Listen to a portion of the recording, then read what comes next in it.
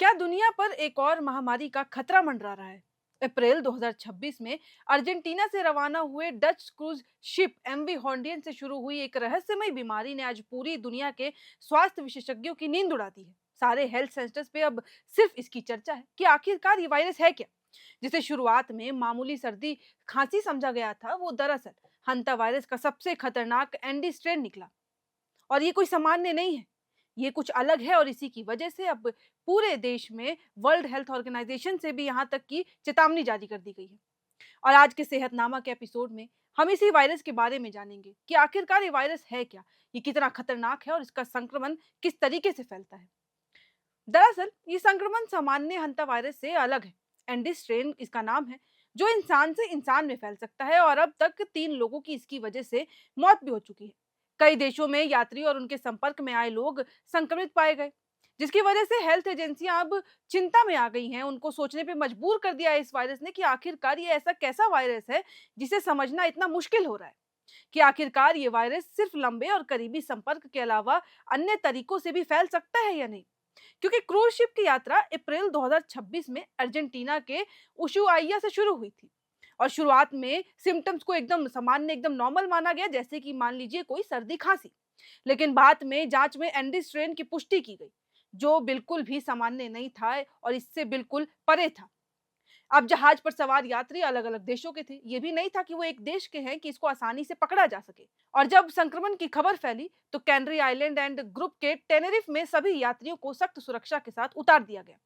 और अब देखा जाएगा तो ये यात्री अपने अपने देशों में पहुंच चुके हैं, लेकिन उसके बावजूद स्वास्थ्य विभाग उनकी निगरानी कर रहा है। लेकिन अब सवाल ये उठता है कि एंडी स्ट्रेन क्यों खतरनाक है, जिससे चिंता इतनी ज्यादा पैदा हो रही है, जिसकी वजह से वर्ल्ड हेल्थ ऑर्गेनाइजेशन तक को चेतावनी जारी करनी पड़ी।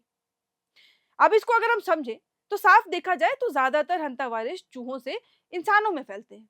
लेकिन एंडीज वायरस दक्षिण अमेरिका में पाया जाने वाला एकमात्र ऐसा स्ट्रेन है जो इंसान से इंसान में भी सीमित रूप में फैल सकता है। ये वायरस 1990 के दशक में अर्जेंटीना और चिली के पहली बार इलाकों में पाया गया था और वहीं पे इसको नाम दिया गया। और विशेषज्ञों का कहना है कि इस वायरस के फैलने का पूरा तरीका अभी भी पूरी तरीके से समझ नहीं आया है। हालांकि अब देखा जाए तो ये 1990 के दशक से फैला हुआ है, लेकिन उसके बावजूद ये अभी भी उतना ही जटिल है। कुछ मामलों में लंबे करीबी संपर्क से संक्रमण होता है, लेकिन हाल के मामलों ने अब संदेह पैदा कर दिया है कि ये अन्य स्थितियों में भी फैल सकता है क्या। और ये सवाल इसीलिए भी उठ रहे हैं क्योंकि सबसे चिंताजनक मामला इस वक्त ब्रिटेन से आया। एक ब्रिटिश नागरिक जो जहाज पर उस वक्त मौजूद भी नहीं था, अवेलेबल भी नहीं था, लेकिन ट्रिस्टन दा कुन्हा द्वीप पर संक्रमित यात्री के संपर्क में आने भर से वो पॉजिटिव पाया गया। जिससे ये तो साफ हो गया कि वायरस जहाज से बाहर भी पहुंच चुका है। जिससे ये साफ हो गया कि सिर्फ उन्हीं इंसान को ये वायरस नहीं फैला है जो कि उस वक्त जहाज में मौजूद थे, बल्कि जो लोग बाहर थे या जो इनडायरेक्टली संपर्क में आए उन तक भी ये वायरस पहुंच चुका है। इसके अलावा एक केएलएम फ्लाइट अटेंडेंट भी इस लक्षण के रूप में पाया गया। हालांकि बाद में उनकी रिपोर्ट नेगेटिव आ गई थी। लेकिन कई यात्री जो कि सेंट हेलेना से जॉन्सबर्गस और फिर एम्स्टर्डम पहुंचे, उनके संपर्क में आए लोगों की निगरानी अब की जा रही है। वर्ल्ड हेल्थ ऑर्गेनाइजेशन के पूर्व मुख्य वैज्ञानिक डॉक्टर सौम्य स्वामीनाथन कहती हैं कि इस वायरस के बारे में अभी भी बहुत ज्यादा जानकारी नहीं है, ये अभी भी अज्ञात है। भले ही ये दशकों से मौजूद है, लेकिन आज भी इसे समझना उतना ही मुश्किल है, उतना ही जटिल है। 2018 में अर्जेंटीना के एयुन शहर के एक बर्थडे पार्टी के बाद ये वायरस तेजी से फैला था। अभी मैं क्यों बता रही हूँ, इसका एक कारण है कि पार्टी में करीब 100 लोग शामिल थे। एक संक्रमित व्यक्ति से लोगों में वायरस फैल गया और उसी वक्त 11 लोगों की मौत हो गई।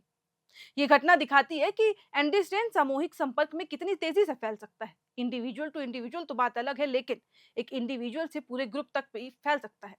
वहीं डब्ल्यूएचओ के प्रमुख डॉक्टर टेड्रोस अधोनम घेब्रेयेसस का कहना है कि वायरस का इंक्यूबेशन पीरियड लंबा होने के कारण आने वाले हफ्तों में और भी मामले सामने आ सकते हैं।